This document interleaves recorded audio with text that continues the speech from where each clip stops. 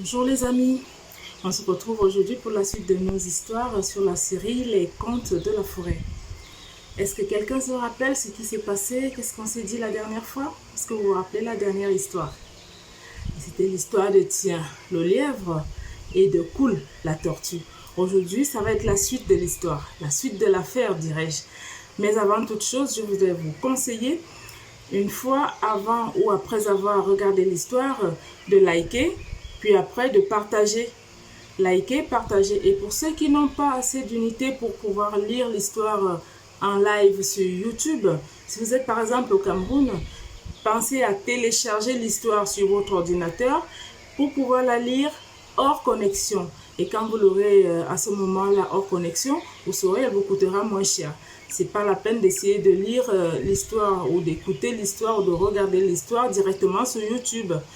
C'est mon conseil, c'est de la télécharger et de la enregistrer sur votre ordinateur ou sur votre téléphone pour pouvoir la regarder hors connexion. À ce moment-là, vous payerez moins les unités d'Internet. Donc aujourd'hui, l'histoire, ça va être la suite de l'affaire. Vous vous rappelez, Tien le lièvre qui voulait jouer au malin en faisant manger sa maman et en conseillant à Cool de faire la même chose pour que tous les deux ils mangent leur maman, parce que là-bas dans la forêt à Kwam, il y avait donc la famine, la grande famine. Nous revenons sur ce village Bigwens aujourd'hui, le petit village Bigwens loin dans la forêt là-bas, et sa jungle Kwam, pas loin du village Kwam, où tous les hommes ont seuls la possibilité d'y aller, pendant que les femmes ont trop peur d'y aller.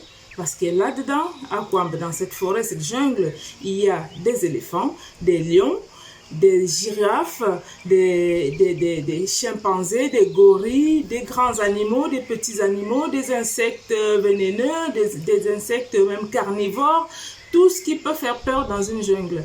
Et donc là-bas, il sévissait dans cette jungle-là, depuis quelque temps, par contre, une famine. La famine qui faisait que les animaux n'avaient plus de quoi manger à leur faim. Et Tien et Cool, qui avaient une grande amitié, qui étaient des voisins, s'étaient donc lancés dans un projet un peu terrible, celui de manger leurs parents. En fait, c'était l'idée de Tien. Puis finalement, il s'est fait avoir parce que Cool n'a pas voulu faire manger sa maman à lui. Et c'est finalement la maman de Tien qu'on avait mangé. Aujourd'hui, je reviens vous parler de la revanche. Je mets les guillemets parce que la revanche de Tien. Tien le fils, qui vient aujourd'hui pour dire ce qui s'était passé avec mes parents. En fait, je pense que je vais pouvoir rattraper la chose en vengeant mon père à moi. C'était donc l'histoire, c'est donc l'histoire d'aujourd'hui. L'histoire de Tien le fils et Cool le fils. Une histoire d'une revanche. Qui sait ce qu'on dit souvent? Le proverbe dit, la vengeance est un plat qui se mange froid. Mais encore, moi je dirais, et encore faudrait-il arriver à venger son père, n'est-ce pas? C'est donc l'histoire d'aujourd'hui. À tout de suite. Aujourd'hui donc, nous allons parler de la revanche du fils Tien sur le fils Cool. Et comme je le disais tantôt, il faudrait encore que le fils Tien arrive à véritablement mettre en place un programme, un plan qui soit suffisamment efficace pour arriver à ses fins.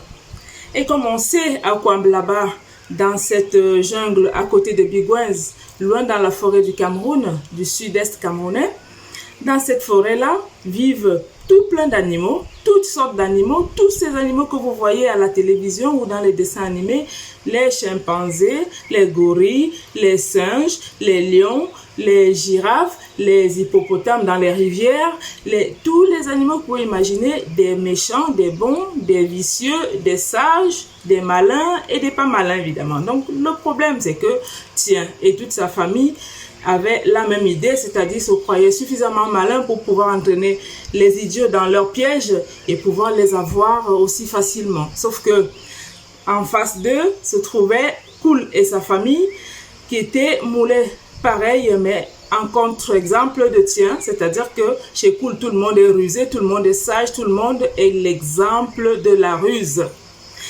Et donc aujourd'hui, nous voyons que le fils de Tien, ayant compris ce qui s'était passé, son papa s'était fait avoir par la famille Cool, qui n'avait pas mangé en fait la grand-mère Cool.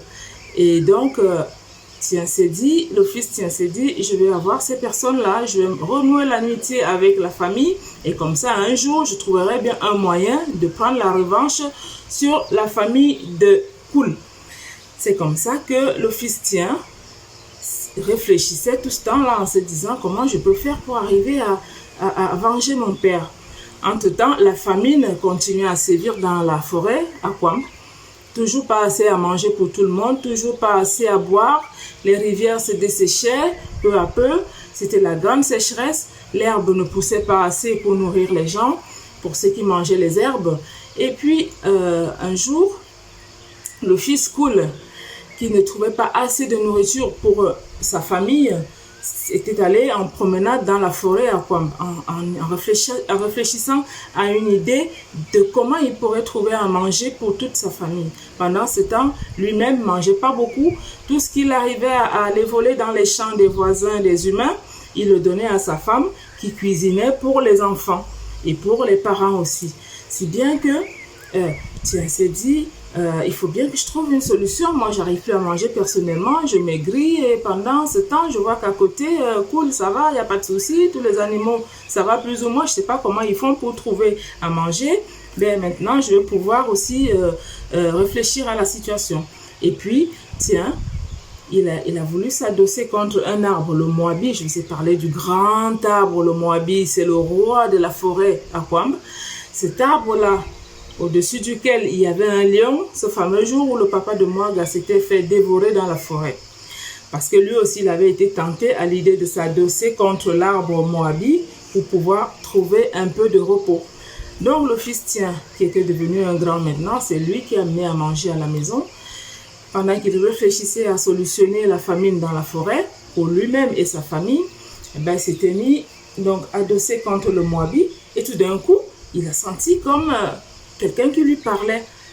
Il s'est retourné et a dit, mais j'ai rêvé ou c'est vraiment cet arbre qui parle. À peine il avait dit cet arbre qui parle, bam, une branche lui est tombée dessus. Et ici, il s'est retrouvé par terre avec une douleur sur le dos. Et il s'est relevé en disant à l'arbre, en parlant à l'arbre, mais je t'ai rien fait moi, pourquoi tu me frappes? C'est-à-dire que c'est vrai que tu parles alors. À peine il avait redit un arbre qui parle, il s'est retrouvé avec un autre coup sur la tête. Et là, il a compris ce qui se passait. En réalité, il ne faut jamais dire un arbre qui parle quand on est sous le Moabi. Mais ce Moabi particulier, ce n'est pas tous les autres Moabis de la forêt, mais c'est celui-là particulièrement. Quand on est dessous, il ne faut jamais dire la phrase « un arbre qui parle ». Tiens, le malin, il a donc compris. Il a compris maintenant que voici ce qu'il va faire pour pouvoir nourrir sa famille. Et là, il est allé se lier d'amitié avec tous les animaux qu'il croisait. Il a croisé en premier le porc-épic. Et il a dit au porc-épic, alors comment tu penses, que penses-tu de cette famine qui ne s'arrête plus, qui continue? Est-ce que tu nourris assez bien ta famille? Et le porc-épic, il lui dit, moi aussi je suis en super galère, je ne sais pas comment faire pour nourrir les miens, mais je vais de temps en temps creuser du manioc dans le champ de la dame, la voisine. Et Koul qui lui dit, viens avec moi, on va aller voir là-bas. Tu vas voir que j'ai trouvé une solution moi. Parce que tu vois, un jour je passais sous un arbre et j'ai trouvé la solution en fait, comment faire pour manger. Donc tu vas arriver sous cet arbre-là, tu dis juste cette phrase que je vais te dire ici, parce que je ne te la répéterai pas là-bas. Si je te la répète sous l'arbre, c'est à moi que l'arbre donnera à manger et pas à toi. Donc il faut que celui qui se met sous l'arbre dise de sa propre bouche, un arbre qui parle. Et quand tu auras dit ça, et là, hop, tu pourras voir un colis qui te tombe des branchages et qui arrive, qui atterrit juste devant toi, et là tu ramasseras le colis pour aller nourrir ta famille. C'est comme ça que je fais moi pour trouver à manger. Tu vois, depuis quelques jours que j'ai découvert ça chez moi, on mange très très bien. Viens avec moi. Et donc tiens, à amener le porc-épic, soit dit en passant, qui s'appelle Nkwambe. Tiens, à amener Nkwambe, arrivé sous l'arbre. Vas-y, dis ce que je t'ai dit. Tu te rappelles ce que je t'ai dit. Tu ne le dis à personne, mais tu ne diras ce secret que une fois que tu seras sous l'arbre. Parce que si tu le dis avant, ça ne marchera pas. Mais ne le dis à personne, sinon ils vont venir nous prendre tous nos colis, toi et moi. C'est un secret, tu sais, moi je t'aime beaucoup, on est de bons amis désormais.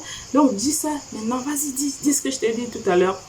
Et Nkwambe, sans se méfier, va dire donc un arbre qui parle en levant bien la tête vers l'arbre comme ça et bam, une grosse branche qui lui tombe sur la tête. Et là, Nkwambe est mort. Tiens, le malin récupère Nkwambe, le porc épic, le ramène à la maison et le donne à manger à sa famille. Premier jour, deuxième jour, tiens, elle va trouver l'antilope. Madame l'antilope, viens avec moi.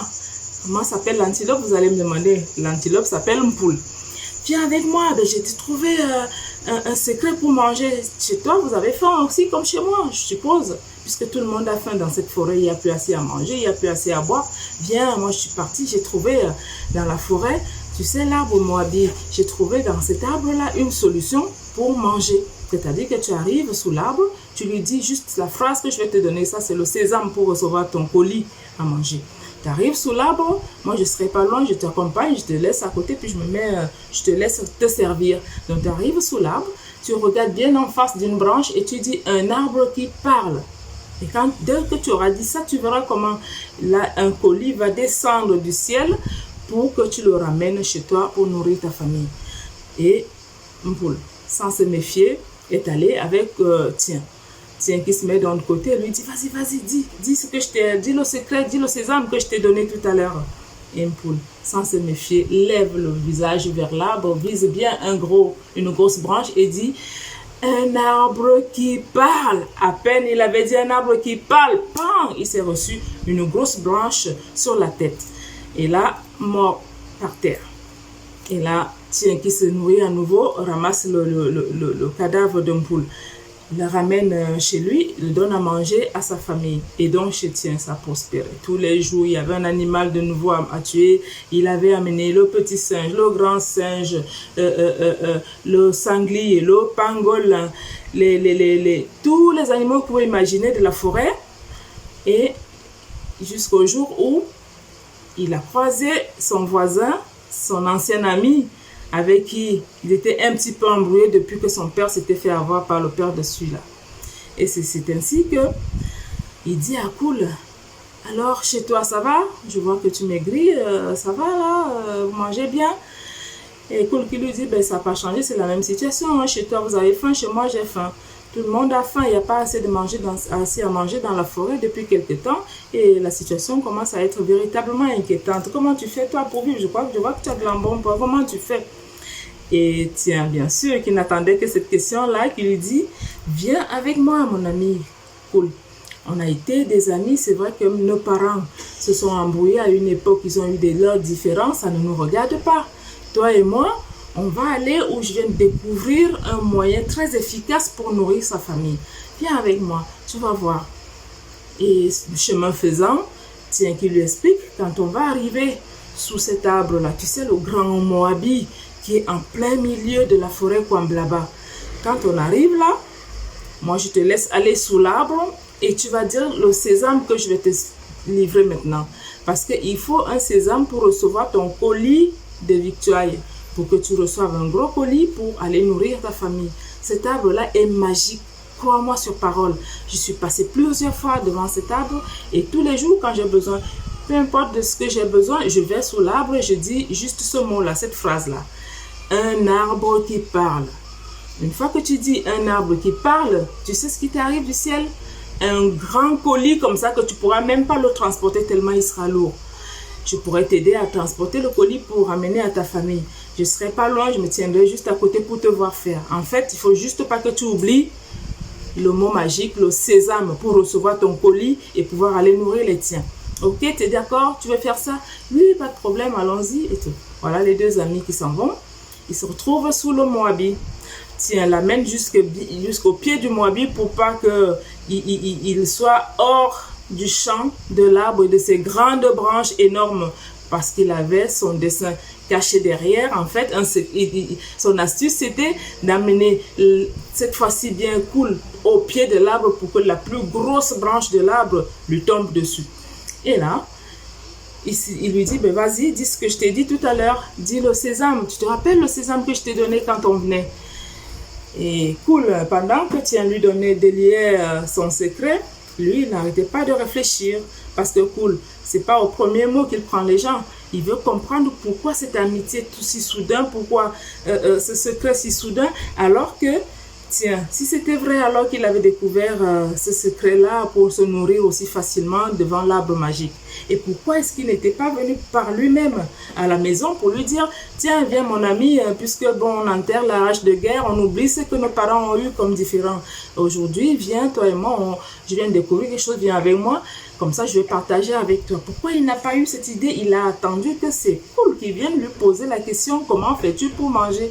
Et là, tout d'un coup, comme par un coup de bâton magique, il trouve la solution aussi facilement. Et pourquoi tous les autres arbres, les autres animaux de la forêt n'ont pas trouvé cette solution? Et puis, depuis quelques jours, pourquoi il ne croise plus le porc-épic sur son chemin, il ne croise plus le pangolin, il ne croise pas le sanglier, il ne croise pas le petit singe, alors que tous ces gens-là étaient très souvent au même endroit que lui, à la recherche de la nourriture pour aller donner à leur famille. Comment se fait-il qu'il trouvait plus? Est-ce qu'il n'y a pas quelque chose qui ne va pas là? Mais c'était son sixième sens qui le conduisait comme ça. Parce que Koul, c'est l'exemple de la sagesse en forêt. Et c'est ainsi que Koul, qui se retrouve sous le Moabi, dit, ah tiens, moi je me rappelle plus du tout le sésame que tu m'as dit tout à l'heure, tellement tu m'as expliqué les choses tout chemin faisant, maintenant je me rappelle plus le mot. Qu'est-ce que tu m'as dit de dire là? Et tiens, qui lui dit, viens ici. Et tiens, l'amène hors champ du Moabi et lui répète, je t'ai demandé de dire un arbre qui parle. Et surtout, tu regardes bien une grosse branche parce que plus tu vas viser une grosse branche, plus tu vas recevoir un gros colis. Si tu t'adresses à une branchette, une petite branche, ben, ça ne te servira pas à grand-chose. Tu recevras un petit bout de nourriture et ce ne sera pas assez pour nourrir ta famille. Donc, quand tu vas sous l'arbre, vise bien la grande branche et dis distinctement et bien fort, un arbre qui parle. D'accord? Tu es d'accord? Et tiens, qui lui dit, oui, d'accord, je vais le faire. Et pourquoi toi tu restes en dehors pourquoi tu ne m'accompagnes pas si près comme ça, tu peux m'aider à tenir le colis quand il va descendre de l'arbre. Tiens, qui lui dit, mais non, en fait, il faut que tu sois tout seul à t'adresser à l'arbre. Si je viens, après, je risque de prendre le colis à ta place parce que le colis risque de venir à moi alors que c'est à toi qu'il est destiné. Fais ce que je te dis, dis la phrase magique, tu vas voir. Et voici, Koul, la maligne qui s'en va et qui se met sous l'arbre et qui commence à dire, oh, mais il est joli cet arbre. Tiens, qui lui souffle de l'eau, mais c'est pas ce que je t'ai dit, c'est pas ça le sésame. Eh bien, cet arbre, il est grand, un grand arbre. Mais non, c'est pas ça que je t'ai dit. Tu te rappelles pas, je viens de te le dire à peine. Ah ouais, ben alors que tu m'as dit de dire, cet arbre est grand, on peut même pas l'embrasser. Mais c'est pas ce que je t'ai dit. Je t'ai dit, dis quelque chose, un arbre qui fait quelque chose. Je te rappelle pas cette chose que je t'ai dit là, que cet arbre fait. Oh non, je me rappelle plus, qu'est-ce que tu m'as dit? Par 2-3 fois, tiens, qui le rappelle, hors champ de l'arbre pour lui répéter, je t'ai dit de dire un arbre qui parle en visant bien une grande branche. C'est ce que je t'ai demandé de dire. Ouais, d'accord, ok, j'y vais. Et 2, 3, 4 fois, Koul repart pour faire exprès d'oublier le mot. Jusqu'à temps que, à force de dire et de répéter des mots insensés qui n'avaient rien à voir avec la formule magique, voilà, tiens, qui déboule énervé, qui lui dit, mais je t'ai demandé de dire un arbre qui parle. À peine il avait demandé de dire un arbre qui parle, il a reçu l'énorme branche sur la tête, pom, au sol. Et voilà, c'est comme ça que Tien est mort. Maintenant, Koul a bien compris qu'il a bien fait de ne pas exécuter exactement les consignes de Tien. Parce que derrière une consigne de Tien, le lièvre, il y a toujours quelque chose de caché, une arnaque, une entourloupe. Et il a compris que désormais, pour de bon, les lièvres et les tortues ne s'entendront jamais, quoi qu'on y fasse. Même si le temps passe, ils ne s'entendront jamais. Donc, c'était pour de bon la guerre entre eux. C'est pour ça qu'aujourd'hui, quand on a vu un lièvre quelque part dans la forêt, on ne trouvera pas facilement une tortue qui se balade par là. Parce que l'amitié entre ces deux familles est pour de bon enterrée. Plus jamais d'amitié, plus jamais de sympathie, c'est terminé. Et donc, qu'est-ce que ça vous suggère, cette histoire?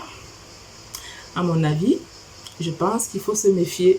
Il ne faut jamais se croire plus malin que tout le monde. Et les Français, ils le disent, un malin Malin et Demi. Et à votre avis, comment il a fait, Cool, pour arriver à comprendre comment fonctionnait la famille Tia? Eh bien, c'est ses parents qui lui ont raconté. Une fois de plus, on revient sur la consigne habituelle. Écoutez vos parents. Écoutez vos parents. Parce que les parents, ils savent ce qu'il y a de bien pour vous. Et ils ne vous veulent que du bien. Écoutez ses parents. À très vite pour une nouvelle histoire. On en aura plein d'autres comme ça. Et je peux vous dire qu'à la prochaine, vous serez contents aussi. Likez, partagez. À très vite. Gros bisous.